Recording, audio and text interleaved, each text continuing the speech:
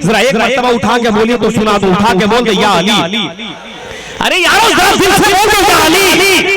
उन्हें पता नहीं कि अली का नाम लेकर साहिब ईमान आएगा, फतह करने मुसलमान जंग का मैदान आएगा। अभी गफलत की चादर ओढ़ सोए हुए हैं हम, अगर बेदार हो जाए तो फिर तूफान आएगा।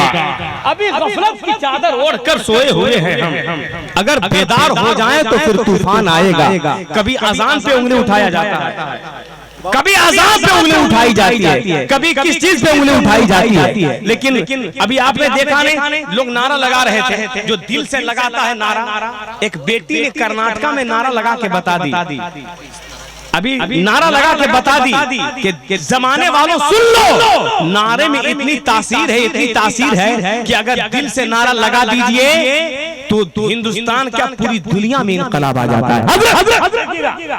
एक शेर पढ़ने जा रहे हैं, अगर वाकई में दीवानगी है तो पूरा मजमा हाथ उठाकर बोल दे या रसूल अल्लाह।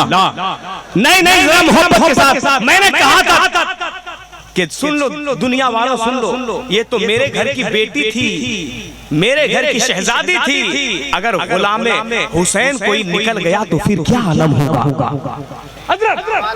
उलमाए किराम की दुआएं लेकर 4 मिसरा पढ़ देता हूँ कि दिल से उस मुस्कान की हिम्मत और हौसले को सलाम करते हुए कि दिल से जब नारे तकबीर लगा देती है, अल्लाह की कसम वो ज़माने को हिला देती है। नारे तकबीर का नारा लगा के दोस्तों, अरे दुश्मन के इरादों को मिट्टी में मिला देती है। नारे तकबीर का नारा लगा के दुश्मन के इरादों को मिट्टी में मिला देती है। बस अल्हम्दुलिल्लाह आप हजरात की समात से ऐसी बेदार कर दिया है अजमत भागलपुरी ने, और बताया है कि इसके बाद हम इतना पढ़ेंगे, और हम भी कहते हैं कि इतना पढ़वाएंगे कि फिर उस काबिल बच्चे नहीं जाएंगे। समझ गए? लेकिन इंशाअल्लाह वैसा नहीं होगा।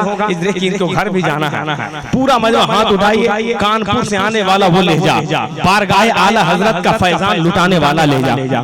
हुजूर ताजुल शरिया के गुलामों के सफ में खड़ा होकर जमाने को पैगाम देने वाला ले जा। अल्हम्दुलिल्लाह देखने में भी खूबसूरत। ये तो कहिए कि हिंदुस्तान में पैदा हुए, अगर लंदन में पैदा होते तो इनका फोटो चमन-चरास में लगता।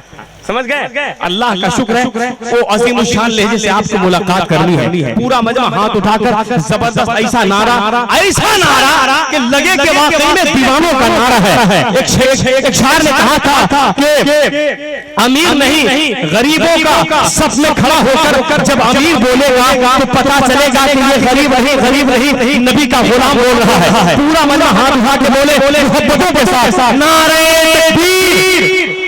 उलमाए किराम भी दुआ दे दें जिनको आप हमेशा मुर्गा पुलाव खिलाते हैं।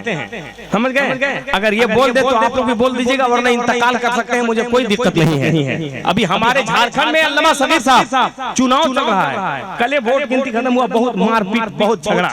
एक नेता आया प्रचार करने, बोला कि इस बार हमको वोट दीजिए, हमको जिताइए। तो चचा थे बोला कि नहीं जिताएंगे, इतना साल से हमारा कब्रिस्तान की बाउंड्री टूटी हुई है, बनाया।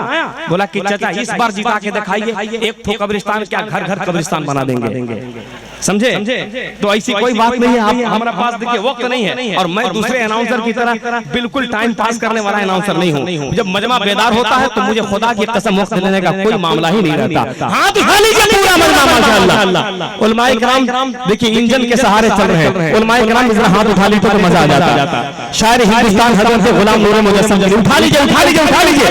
देखना चाहता हूँ या अल्लाह जिन्होंने हाथ उठा लिया है मौला सबको मदीना शरीफ भेज दे, और जो अभी तक कंजूसी मार रहा है उसको कश्मीर में भेज दे।